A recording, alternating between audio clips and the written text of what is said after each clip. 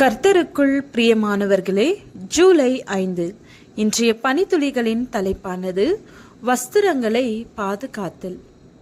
வசனம் வெளிப்படுத்துதல் 3வது அதிகாரம் 4வது வசனம். தங்கள் வஸ்திரங்களை அசுசிப்படுத்தாத சில பேர் சர்தையிலும் உனக்குண்டு. அவர்கள் பாத்திரவான்களானபடியால் வெண் வஸ்திரம் தரித்து என்னோடு கூட நடப்பார்கள். வடக்கு ஐரோப்பா மற்றும் ஆசிய காடுகளிலே வெள்ளை கிரி என்னும் சிறு விலங்கு வாழ்கிறது. இவ்விலங்கு பனி போன்று மிகவும் வெண்மையான ரோமம் கொண்டிருக்கும். தனது வெண்ணிறம் மிகுந்த ரோமத்தை பிறர் ரசிக்கும் மிருகமாக அது காணப்படுகிறது. அந்த ரோமம் கரைப்படாது இருக்க வேண்டும் என்பதினால் அது மிகுந்த கவனம் செலுத்துகிறது.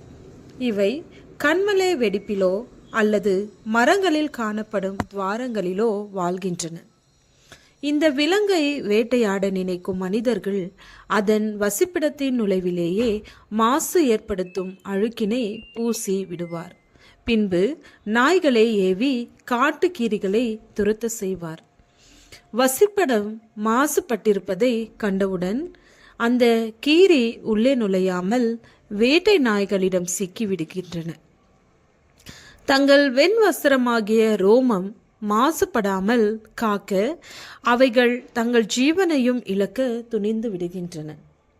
அன்பானவர்களே, வஸ்திரங்களை அசுசிப்படுத்தாமல் காத்து கொள்கிறவர்களாகிய ஜனங்கள் கர்த்தருடனே நடப்பார்கள் என்று பரிசுத்த வேதாகமம் கூறுகிறது. நம்முடைய வஸ்திரம் அசுசிப்படாமல் காக்க வேண்டியது மிகவும் அவசியமாயிருக்கிறது. பாவ ஜீவியம் நம் வஸ்திரங்களை கரைப்படுத்தி விடுகிறது. பாவத்தை அறிக்கை செய்து கிறிஸ்துவிடம் ஒப்புரவாகும் போது இரட்சிப்பின் வஸ்திரங்களை அவர் நமக்கு தருகிறார். கர்த்தருக்குள் பூரிப்பாய் மகிழுகிறேன், என் தேவனுக்குள் ஆத்மா களி கூர்ந்திருக்கிறது. மணவாளன் ஆபரணங்களினால் தன்னை அலங்கரித்துக் கொள்ளுகிறதற்கும் மணவாட்டி நகைகளினால் தன்னை சிங்காரித்துக் கொள்கிறதற்கும் ஒப்பாக அவர் இரட்சிப்பின் வஸ்திரங்களை எனக்கு உடுத்தி நீதியின் சால்வையை எனக்கு தரித்தார். ஏசாயா 6வது அதிகாரம் 10வது வசனம். காணாமல் போன மகன் உவமையில் மகன் தந்தையை விட்டு பிரிந்து சென்று பாவ ஜீவியத்தால் தன்னை கரைப்படுத்தி மனத்தெளிவு பெற்ற பின் வீடு திரும்ப முடிவு செய்து தன் தகப்பனிடம் சென்றான். மகனென்று அழைக்கப்படுவதற்கு தகுதி இழந்திருந்த மகன் தூரத்தில் வர கண்டு ஓடிய தகப்பன் அவன் கழுத்தை கட்டி முத்தம் செய்தான். உயர்ந்த வஸ்திரம் உடுத்துவித்தான். உங்களுடைய வஸ்திரம் எந்த நிலையில் உள்ளது? அது பாவத்தால் கரைப்படைந்து இருக்கிறதா? வஸ்திரத்தை புதுப்பிக்க இயேசு உங்களை அழைக்கிறார். மகன் வர காத்திருந்த தகப்பன் போல நாம் திரும்பி வர காத்திருக்கிறார்.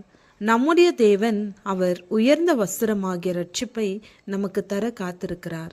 காத்திருப்போம். ஜெபம். ஆண்டவரே, நான் இரட்சிப்பின் வஸ்திரத்தை உம்மிடத்தில் இருந்து பெற்றுக்கொள்ள எங்களுக்கு உதவி செய்யும். ஆமென்.